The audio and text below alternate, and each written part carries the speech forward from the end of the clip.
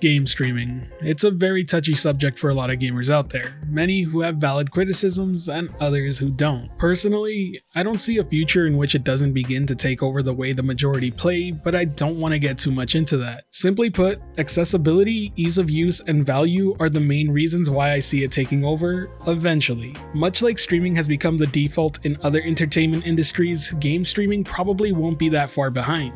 The real talking point I want to focus on today is how long it will take to get there. Without hesitation, I'll be the first to admit that the difference between streaming interactive entertainment and standard media exists. No matter how many will tell you that cloud gaming is one-to-one with a native experience in terms of feel, it simply isn't yet. It's close, but not so much an enthusiast wouldn't be able to tell off feel alone. The good news is that it would probably take an enthusiast gamer to really tell the difference. In my experience with family and friends, most of those that game but maybe check out 2 or 3 big franchises a year couldn't really tell that they were gaming on a server halfway across the continent. That's a really good thing, because it seems like cloud gaming is at least good enough for the casual market, and that's the sweet spot it wants to be at. After all, that casual market is what ends up making most of the money in the video game industry. Another thing that I would say is good enough is the visuals presented within game streaming. Once again, it doesn't match the local experience, but it simply doesn't need to for most people to be okay with it. It's very much so the same case of streaming a 4K movie and watching a 4K Blu-ray. So if those 2 key elements are met, why hasn't it taken off, right? In my eyes, it's due to infrastructure and messaging. Let's tackle each topic at a time. First off is infrastructure. Like it or not, cloud gaming is still pretty limited in terms of reach. It's in major markets and important ones, but it's still missing in others where its benefits really do shine. India, for example, is a market I genuinely believe has a lot of potential for adoption in cloud gaming.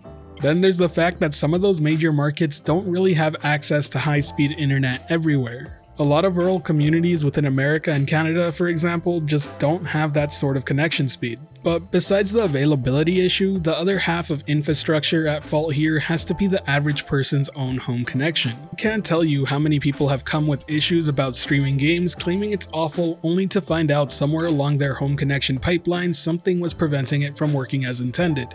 This is a big issue in my honest opinion, because so many things can be causing an issue, and while there are a ton of guides and tips on getting an ideal connection, it's hard to really navigate what may be the root of the problem from person to person. The worst part is that most people don't have the patience or will to try and troubleshoot issues that exist past a certain extent before just giving up. Anyone who's considered the tech person within their family can probably attest to this.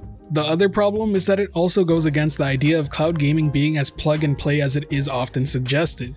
I genuinely don't know what the best solution to this sort of thing will be, and I believe it'll remain an issue until the majority starts speaking positively about game streaming to the point where people want to check out what the deal is. I can guarantee you that people are always more willing to deal with issues that they wouldn't normally just based on positive reception from the masses. So as it goes, only time is going to fix the issue of infrastructure and reach, in my opinion. Now let's talk messaging and marketing. Cloud gaming hasn't had the best first impressions for many. As much as I love Stadia, I'd be lying if I told you they didn't play a part in causing people to be skeptical of game streaming.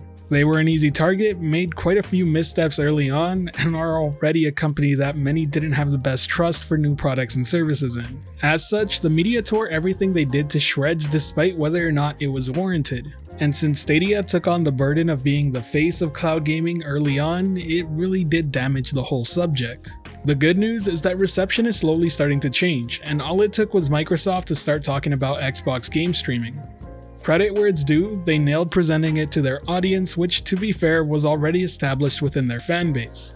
I think the best part of it all though is that all the people in media claiming Stadia wasn't playable are now singing the praise to Xbox's solution, which anyone who's used it and used other cloud gaming services can tell you is by far worse when it comes to sheer playability. That's not to say that it doesn't work, it for sure does, but they're definitely behind the rest of the competition when it comes to the back-end technology. Regardless, it's still great to see this sort of shift in mindset about cloud gaming happen. It's because of this that people are starting to check it out and learning about the benefits firsthand. I think we'll start to see much more acceptance of cloud gaming sooner rather than later, especially when people are faced with it front and center on their Xbox home console, as funny as that thought may be. I don't want to be unrealistic here. I don't think cloud gaming is ready to take over the console market for quite a few years. A lot of people already own the new consoles, and the fact that people still can't get their hands on them at times says a lot about their demand. While Microsoft and Sony are already pushing their streaming solutions slowly, it's easy to see that they're in no rush to make it their primary answer to gaming. Some of you may say that they don't need to because companies like Stadia, Luna, GeForce Now, and others are already going in on it in a big way, but the truth is that all of them still have obstacles to overcome and fan bases to establish. And to me, that's key before they can become a real competitor in the overall gaming landscape past just cloud gaming. Many important key titles that are the biggest selling franchises simply don't exist on these platforms, and without those titles they will not be able to get the masses to switch over. Content has and always will remain king.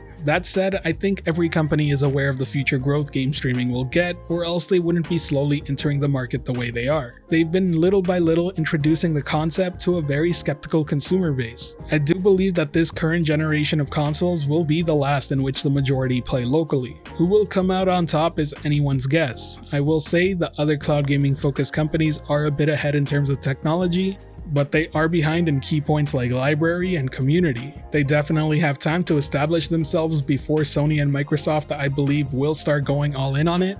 But who will come out on top is going to be anyone's guess, and frankly speaking, I think it'll be a very interesting race to see. But now that you know my thoughts on the topic, let me hear yours down in the comment section below. How long do you think it'll take cloud gaming to surpass people playing on local machines? Or let me know why you don't think that change will ever happen. Either way, if you enjoyed this video or found it helpful at all, be sure to hit that like button as it really does help the channel out, and if you're wanting more content like this, be sure to subscribe and hit that notification bell as well. As always, thank you for watching the video. This has been The Virtual Cloud, giving you the latest and greatest on everything cloud gaming and VR related, and until next time, I'll catch you in the clouds.